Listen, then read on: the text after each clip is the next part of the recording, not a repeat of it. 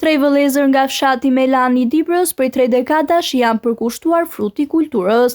Medin Kryemadhi thotë se vazhdojnë aktivitetin e lënë nga babai i tyre. Sipas Medinit, sipërfaqja prej 15 hektarësh është e kultivuar me lloje të ndryshme frutorësh, që nga qershia, molla e arra.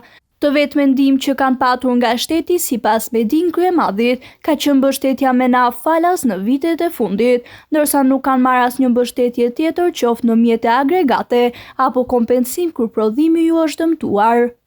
Administrojmë veti treti vllazër këtu, kemi 15 hektar tokë. Edhe e kemi 4 hektar qeshi, kemi 4 hektar moll, kemi edhe 2-3 hektar arë. Arë bashkohore, si ne kam mbjellë babai. Jo e kemi mbjellë ne.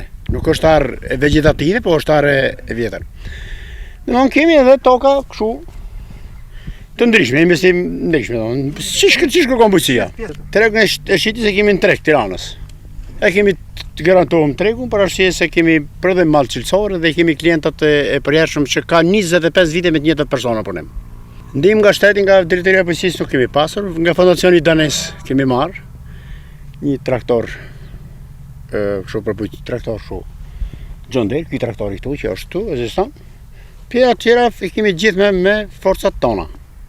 Vetëm me përjashtim naftës, një 300 litra naftë. Tjetër gjë më në absolute. Po kjo ne jemi detyruar ta vazhdojmë se ne kemi pas trashëgimni edhe gjyshi jon me këtë punë marrë, edhe baba jon me këtë punë është marrë.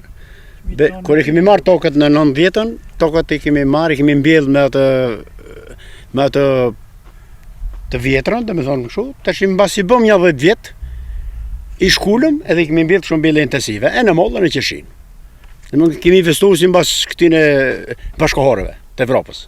Fidanat janë marrë në Bashkimin Evropian, janë certifikuar. Bilbil Kryemadhi thotë se prej 30 vitesh kanë punuar familjarisht, ndërsa edhe fëmijët janë angazhuar në fermë e nuk kanë marrë rrugët e emigrimit si shumë të rinj të tjerë shqiptar. Duke qenë të angazhuar të gjithë, Bilbili tregon se kanë arritur të ndërtojnë dhe një dhomë frigoriferike për të ruajtur prodhimet. Kemi punuar gjithë familjarisht që 30 vjet. Kjo është një anë e mirë sepse edhe ne fëmijët tonë kemi vajtur të kemi punsuar. Di çunat e mëja, çuni vllajt të punin me traktora, me kombajna, me spërkatje, me garime, jemi të punsuar komplet familjarisht. Po, këtë javë kam bajt çik temperatura si këto, por nuk na ka bë domne, se nuk kishin hapur hala, nuk kishin qelë. Dhomë frigoriferike kemi këtu, kemi një dhomë, kemi bërë me forcat tona, po si, e ka bërë ky vllai. Nga ana tjetër, fermeri Bilbil Kryemadhi ju bën apel të rinjve që janë në emigrim të rikthehen në vendin e tyre. Të tjerë u bërë thirrje që të kthehen ke vendi jonë. Këtu është vendi, kthehen.